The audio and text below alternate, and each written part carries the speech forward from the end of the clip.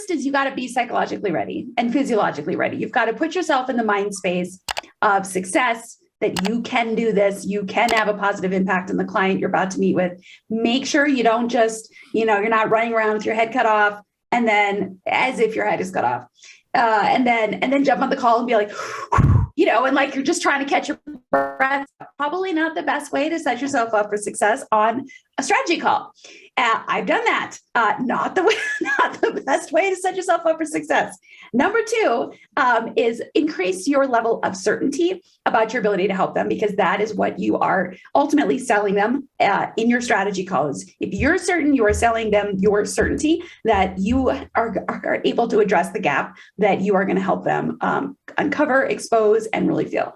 Thirdly is the future pacing or the vision casting, and really helping them understand that whatever discomfort or frustrations or barriers they're experiencing right now doesn't have to be there forever, that they actually can emotionally connect with something on the other side, because that emotional connection is what's going to help them buy. It's going to be, people buy based on emotions. They use logic to justify what they just did based on emotions. They won't admit that. We don't always recognize that, but that is a truth in the sales world. And so that vision, future pacing is a really critical piece of it. Those are the three main points you've said so far, right? Did I miss something? No, I would just emphasize that you're also drawing out, maybe the fourth point is around the pain. Yes. I caution with coaches, like if I was talking to salespeople, I would use the word pain. But sometimes when I know if I say it to coaches, like, you're evil. No, like, I don't want to hurt my clients. But like disturbance, right? You want to see where they get disturbed or where they struggle, where they have fallbacks, whatever the word is. It's pain, right? We're all in some form of pain. We're trying to, I was in so much pain not having my health that like I was doing and trying every single thing to get out of that pain. I'm like, that was pain, right? So it's pain in the totality of it. So that'd be the fourth, and maybe I'll transition to the fifth. But that was beautiful, beautiful recap, and I should strip that because your language was way easier and more simple than mine to follow. Before you move towards the fifth point, I just want to highlight something, that what we're describing is a coaching process. Like, if you haven't caught on, this is coaching. This is coaching one-on-one.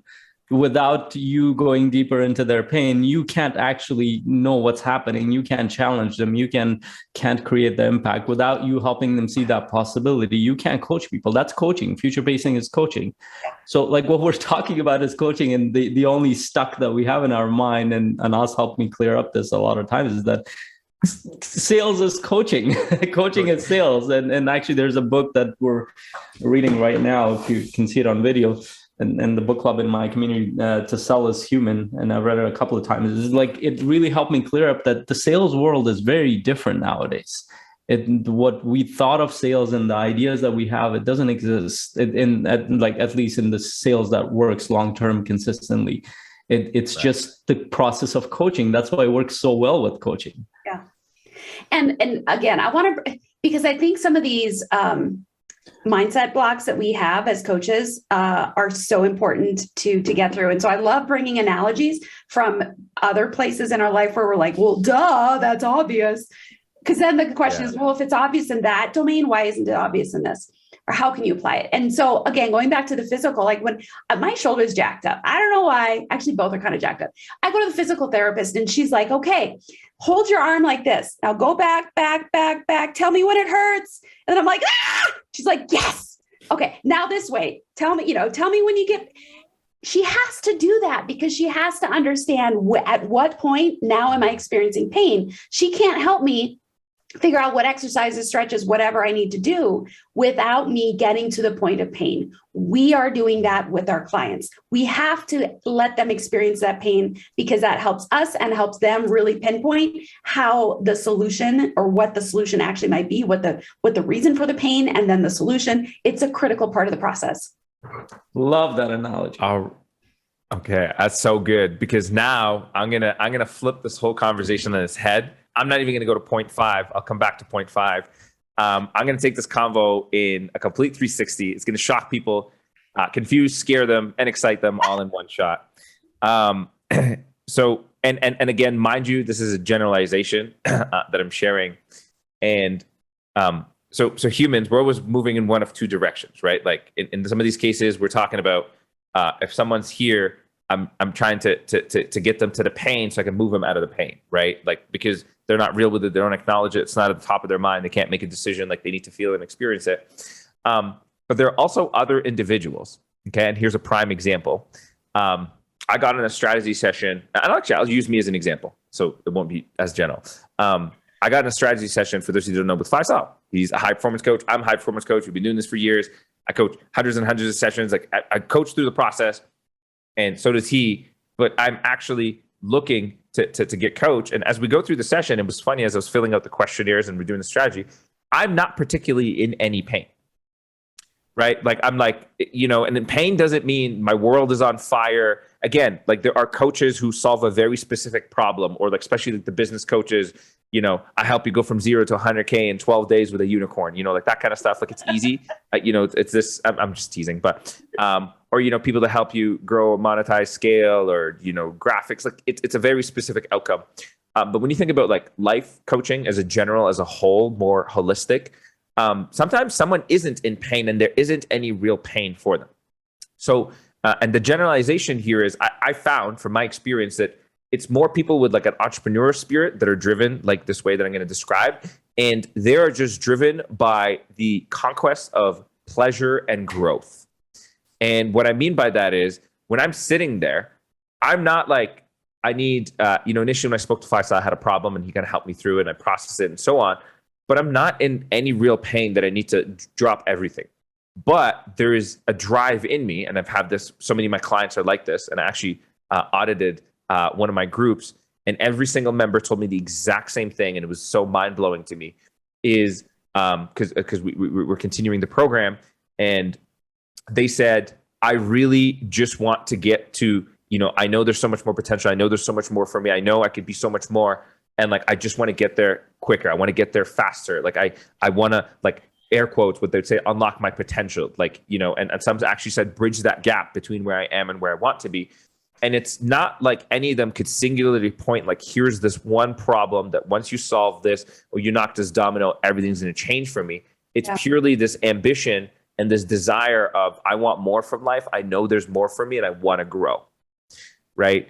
And the reason why I'm sharing that is as you go through strategy sessions, you might go through someone and you might not see per se the pain, air quotes, right, that shows up, but you can also be painting, and this is where future pacing comes in a lot of, what the value of someone expertly guiding you through. And I want to teach this concept here that I learned from Russell Brunson.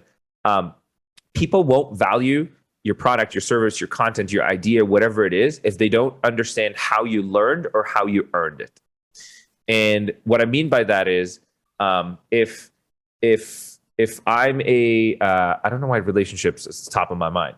Maybe I need some extra love, but let's say I'm a relationship coach. Okay. I might, for someone to value and have way more perceived value from my experience, imagine I help, couples who are like going to go through a divorce. If they know that my journey, that I've been through 3 marriages, 4 divorces, and I went through all this counseling, all of this, and I see this is how I learned and earned my journey of how I earned it is going through all the marriages and all the mess ups, all my learnings and so on. And how I learned it is I went through this course and I went through this seminar, and I did this program and I did all this stuff and I packaged and created this program, right? So now when I talk about this, is like someone now knows how I learned or how I earned this program or the skill set or this. And it might not be your own creation. Like a lot of us are certified through someone else, right? So in my case, it's through Brendan. I'm like, well, they have 2 decades of study and research of high performers, right? They have the largest study done on, the world's most successful people. There's over 2 million data, 190 countries, like all these things that you could talk about. But it's also like, so rather than me figuring it out or you figuring it out, it's distilled into a process. It's a curriculum. It's a, proven outcomes, proven this.